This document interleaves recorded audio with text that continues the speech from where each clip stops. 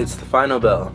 Class is out, and I'm about to scout out the route for the rest of my life after a lifetime of being babied by my superiors. You know, parents, teachers, principals, and youth leaders, but here I was, front and center, leading the new faces of this generation, ending all segregation.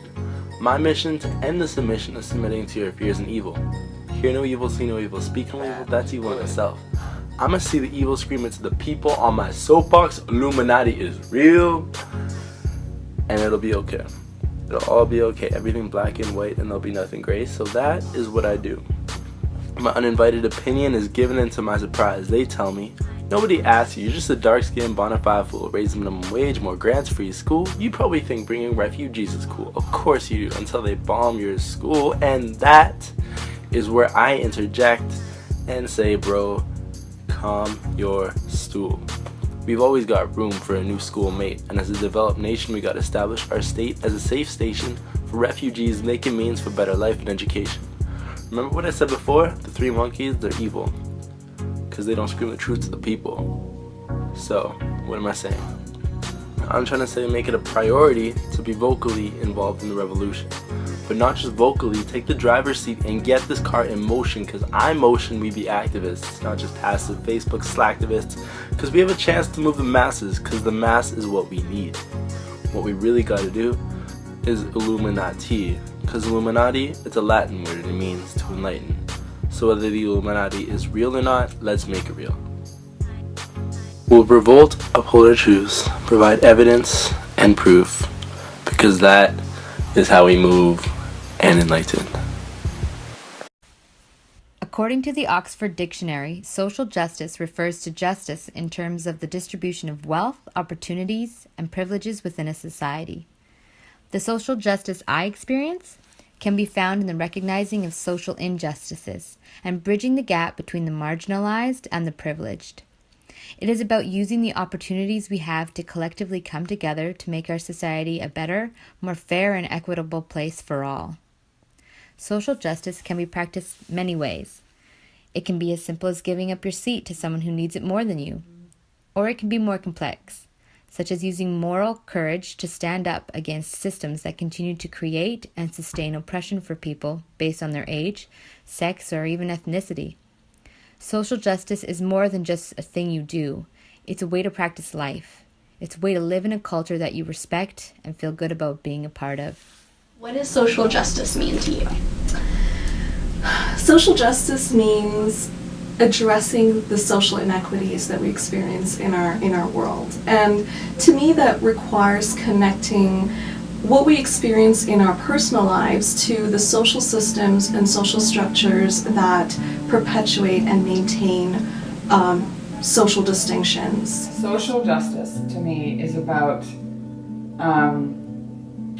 looking at society in a way that asks questions about where are those inequalities? Where are those things that somehow are just not just or fair? And what are those things that we participate in?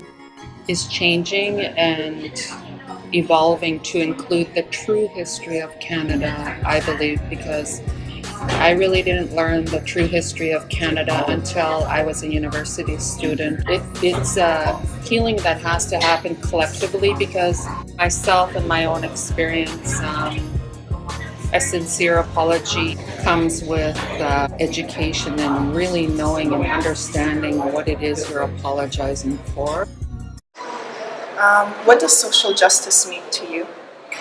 I think social justice is about learning about the struggles that other people face in life.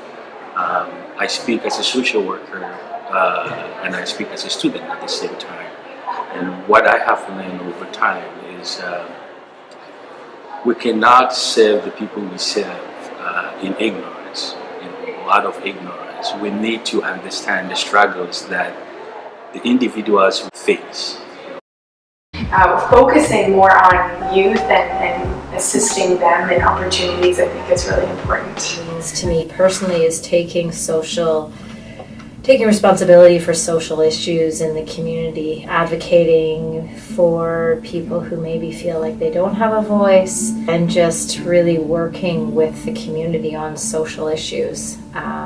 As an organization, I think just the nature of being a nonprofit, socially responsible in the sense that we're not profit seeking. It's not about making money, it's about giving back and covering costs. So I think just the nature of being an organization contributes to social justice and social responsibility. And as an organization, we're a social service organization, so really everything we do is embedded or threaded into social justice issues and equal opportunities for people no matter what their age, whether we serve children, newborns to seniors, and so making sure that people's basic needs are met, how the social determinants of health contribute to the health and well-being of all our clients is really important to us and families that we serve. When I began understanding fully what social justice encompasses, I had to learn it the hard way because I'm from Calcutta, as I mentioned, and I went to this university which was very, I would say, radical. I studied comparative literature and I loved my university years throughout because it made me who I am today. But what happened there was it almost had a very elitist structure in some ways.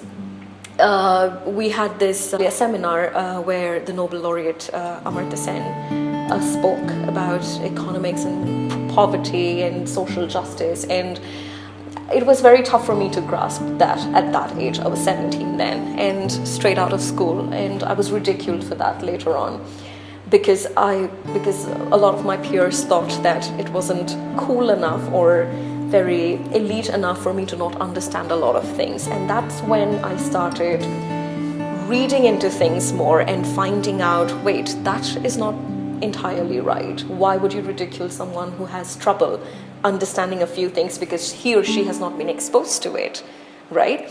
So I started learning more about it. I started reading and I started questioning everything from then on. I started finding some sort of a voice that was not afraid to say that, you know what, I don't know about this, why don't you explain it to me?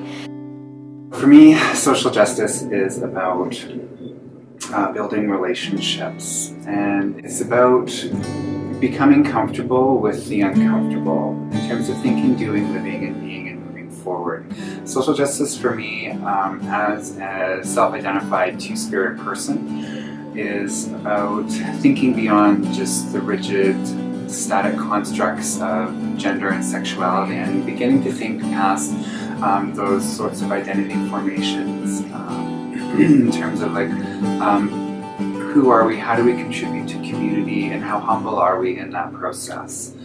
Thinking about social justice and how it, by dominant settler constructs of engagement with that concept or that way of being or that way of living, also can run the risk of, again, smoothing over, silencing, or erasing initiatives that have been happening or existing here on these lands for the past 150 years of Confederation in Canada.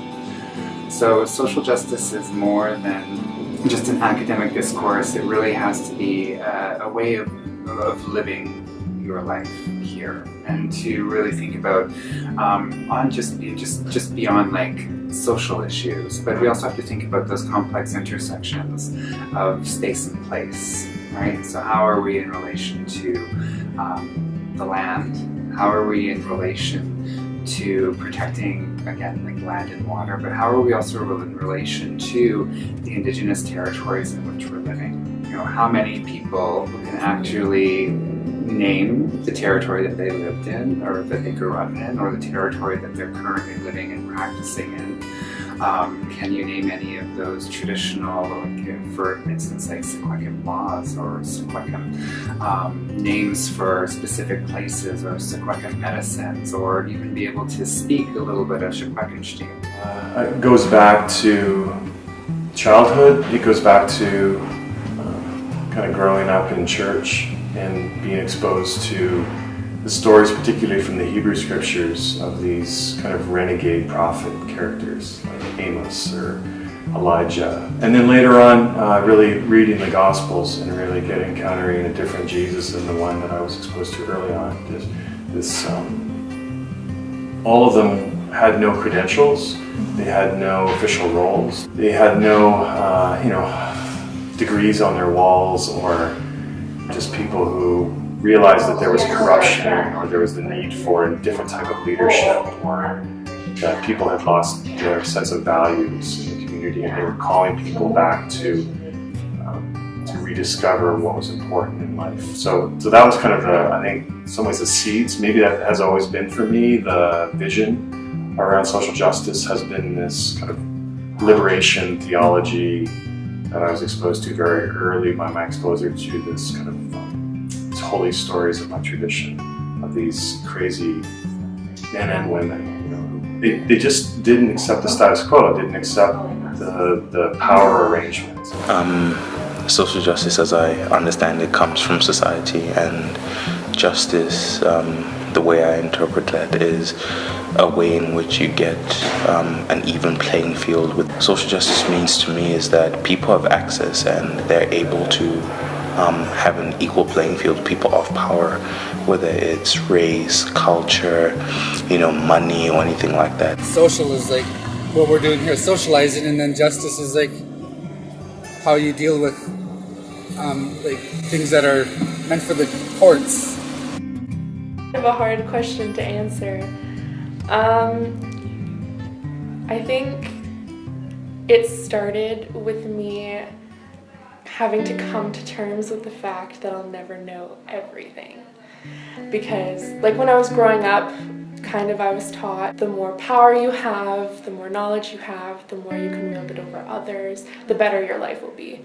So I think coming to terms with the fact that I don't know everything and that I never will know everything, and to really keep myself open to constantly learn and constantly hear from other people's points of views, because that was really impactful for me. Especially when you're a part of different equity-seeking constituencies.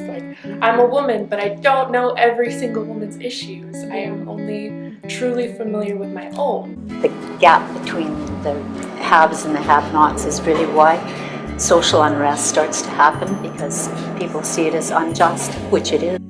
Say you have a poor kid and a rich kid, and to get an equal opportunity for an education, you obviously need to help the poor kid more than you would need to help the rich kid. So that's, to me, social justice tries to equalize things and give everybody a fighting chance. This is the time where we really need solidarity. We can't be just thinking of our singular issues and our singular identities. We have to be unified in a common democratic human rights framework to stand up for social justice, for core human rights that are being threatened in our midst in North America. Legal rights, civil rights, economic programs, social programs. We have to take care of each other. We know that we have a collective future and a collective interest, and there is a great threat with the rise of authoritarianism and the rise of bigotry, scapegoating and fear-mongering. So just by being here today is supporting that awareness for it to stop the violence and also stop all of the government initiatives that are continuing today. Our people are still wards of the government. We still cannot hold land. We do not even have title for reserve lands, even though we never ceded and sold our territories. So all of that has to change, and it's by education and by supporting one another to make that change. For all of you being here. Let's also send that message in our homes and in our community, and also to government. Things have to change. For instance, myself, I've shared what I've learned with my family and my relations, and it's sad that they're sometimes as shocked as I am at what we haven't learned. about ourselves in Canada. We're going into Canada's 150th birthday, and I feel a little bit resentful about that. I feel like it's not something that I am going to celebrate unless, let's talk about 150 years of colonization. Let's talk about how we got here. Let's talk about residential schools. Instead we're going to paint a pretty picture again, and it's really not what it is. Colonization has been a really black mark on Canadian society that we don't talk about. We don't talk about how we got here, but let's celebrate it. It's going to be interesting to see the resistance and the other side of the celebrations of Canada during this time, and if attention will be really brought to how we really got here. It's not a pretty history, but if we talk about it, we're going to heal, and there will be less racism, I believe, in our society.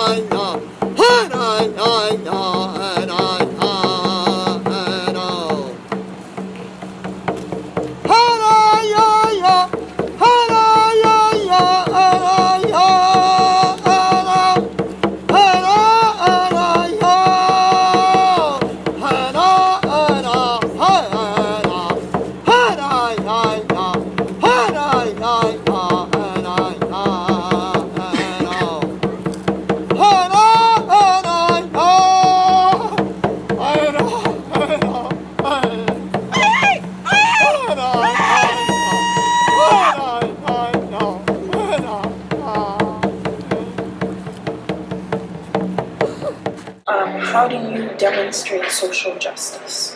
Recognizing that we all have a part to do, a part to play, and a responsibility to each other and to space and place, and so that we have to walk.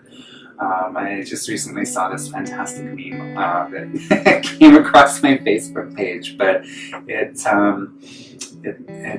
said, walk like you have 3,000 ancestors walking behind you. And what a great concept and a great idea to think about, and to hold yourself in such a way, and just to be fearless in practice, in your practice, and how you engage and how you do.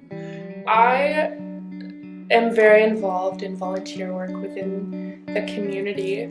I actually started volunteering as a way to making sure that my involvement wasn't for myself, but rather for the community. I think was something that I had to really figure out. I volunteer with the Kamloops Pride Society and TRU Pride. I'm very involved. I just became the Vice President Equity of the Students' Union, and so a lot of that work has to do with a lot of equity constituencies, and it's interesting to see how even agencies, they aren't perfect and they make mistakes, but it's all about listening to people's feedback and trying to improve on what we've been doing, because like our end goal is to serve the community. So I identify myself as a person coming from a place of ignorance. So what I do is I make myself available and educate myself by allowing the people who I am trying to support to tell me their struggles. When I come to understand the pains and the struggles they're facing, I'm able to join forces with them and create a change. Teaching one group of kids about yoga when they don't have anywhere else to go after school and they might be getting into trouble, or maybe they don't have the support in their household. to see them come to a classroom and do a little bit of coloring and chat and be able to speak up and tell me about their day, and then we do yoga for maybe 15 minutes and then have a healthy snack and talk about some form of ethics, some sort of value for the day, and just knowing how much of a difference that makes is huge. And then when I teach those classes, I think, I have 10 kids in here. There's so many more. And sometimes I wonder if it's making a difference, but it can just be that one child that has a rippling effect, on so many people. So I think social media is the best approach. I mean, people use Facebook, WhatsApp, and Twitter, and it's the best way to process information and just send information out. I mean, back in the day, people just protest and just stop working. There's something wrong, right? But now I think social media is the best way to do something about it. We do a number of things. Part of our store here is fair trade items. They're gift items, and they're also food items and coffee and tea and so on. And we don't import them ourselves, but we get them from people who make it their job to seek out places or set up places where fair trade can happen. People are given a living wage to produce their products, and they're producing products with the same methods that they have traditionally and with the same materials that they have traditionally, so that they're not forced into working in sweatshops where they're producing plastic things that are eroding their health. So that's one thing that we have in here, and we do all we can to support local suppliers too, like meat and milk and bread and everything that we use here in the valley and we sell are as local as possible. So that's another way of having social justice. You have to adhere to those brackets, and then you have to find a way of breaking out of them. Like I said, within the black community, and there's something called being an Oreo.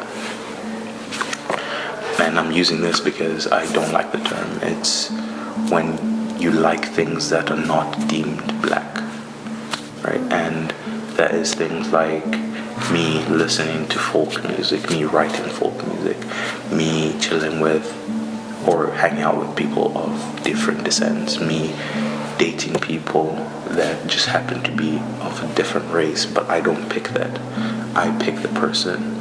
So those are things that we fight. You just need to stick to your guns and just tell people that this is not right. This is not a box you can fit us in. We are better than this. We are people. Because you are not in a position of power doesn't mean you don't have power. There is power in everyone's voice. That's why human beings, that's why we're alive today. That's why you're here at this moment. We believe in different things. We may have come from different backgrounds and everything else, different cultures, different religions, but that doesn't stop us from standing up and saying something's wrong. When you see someone on the side of the street being abused because of their color, you should stand up and tell the person that's wrong. Why? Because that person that might not be their only problem. They may be dealing with something else. Injustice is not someone killing another person. Injustice starts from how someone perceives someone in the wrong light. There's a long list of things. When you see something that's not right, the best thing to do is stand tall and go by yourself and just stand up for it. Doesn't matter what it is. It could be someone giving someone else a bad nickname or anything else. The smaller things matter. It goes a long way. I've done it before. When you stand for someone, you never know what they're going through. It does help. Going to the mosque and standing in solidarity with Muslim brothers and sisters, our fellow Canadians, our brothers and sisters, being our brother and sisters keepers when there's been an atrocity in Quebec. One-on-one, and working with other groups, for the world at large, do what we can, all of us together. It's like the old thing, one drop of water may not seem like much, but if you put a lot of drop of water in, suddenly the bucket is full, and we can all drink from that. If somebody's having a quarrel about something, then, instead of fighting about it, just, talk it out.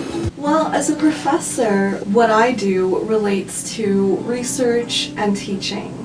In the context of teaching, for me, social justice requires more than just attention to diversity. It requires attention to a redistribution of power within the academy.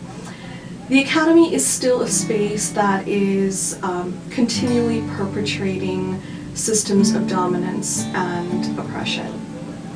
So as an instructor and as a professor, I continue to try and attempt to destabilize some of that power in my classroom. That requires attention to who is included in the classroom, who is included in the conversation, who is not included and why, and how can I disrupt that power imbalance, because the academy is a more comfortable place for some than others. So it goes far beyond diversity to actually thinking through intentional ways of how do we include people at the table who were historically not included, and groups of people who continue to feel marginalized and like they don't belong. So I try and infuse social justice in the content of what I teach. I teach courses on research and policy, and through that I make sure that I'm bringing in content that continually introduces new ideas that are critical and require critical thinking for students to learn new ways of understanding how power relations work in our society through knowledge production and through social policy as two key systems that organize our social world. You don't have to do it all. And don't open up all the doors at the same time. Just open up the one door you've been called to open. So I don't have to sort of get the whole picture, and I don't have to worry about that. There's so many causes to be involved in. There are just so many places to get engaged. And particularly with social media, man, we're just inundated with causes and requests for money and requests for volunteering. Again, it's another form of paralysis if you open up all those doors at the same time. It just shuts us down because there's so much injustice in the world, right? Am I supposed to, save marine life and stop plastics, or am I supposed to get a recycling program, or am I supposed to be involved in saving old growth forest, or am I, what's the cause? It's just, there's no end to causes. But what is it I'm passionate about? It's just one thing. Finding inspiration on people that practiced this for decades and centuries. A very prominent figure would be Angela Davis for me. Just a prominent civil rights leader, right? And then it was unstoppable. Through music, writers, through their work, poetry, art, and through Angela Davis, or like even Noam Chomsky, if I can think of somebody in the recent times, it was unstoppable. That's when I started accepting that I am not going to let another person, my junior in the university, think that he or she is not welcomed in the circle just because he doesn't understand or she doesn't understand the term fully, because it is so broad. You have us the personal responsibility to try and address some of the trauma or some of the reasons that people find themselves in those positions where they're vulnerable. And I think that goes back to that notion of, the world is not a level playing field. We're not all born into safe houses where we're treated with respect. And so it's one thing to sort of approach individual problems and individual people, but it's a whole other thing to address systemic, structural challenges that allow a society to create a safer environment. There's lots of ways to move forward with social justice issues, and there can be individual advocacy, there can be advocacy at provincial, municipal levels, there can be loud protests, and there's something to be said for grassroots movements. With Trump coming in, of course, it's really stirring people up, and often social change happens when people get really mad. And so it'll be interesting to watch as time goes on if things do get better in the sense of policies for all the social issues. Here in our organization, social, there's sort of those mini rallies happening all the time, whether it's with a couple individuals or with workers or with governments and in the community. So it's just not always so extrinsic, I guess. There's lots of intrinsic stuff going on. Yeah, when you say solidarity, and can you kind of describe or define like what it means to be standing in solidarity? Solidarity means that we cannot be divided and conquered. That means working across political, social, economic interests, racial, religious, gender, all of these things, working together as common citizens, as activists, to work together and be unified to advance protection of others, to advance a social agenda, economic fairness, and human rights.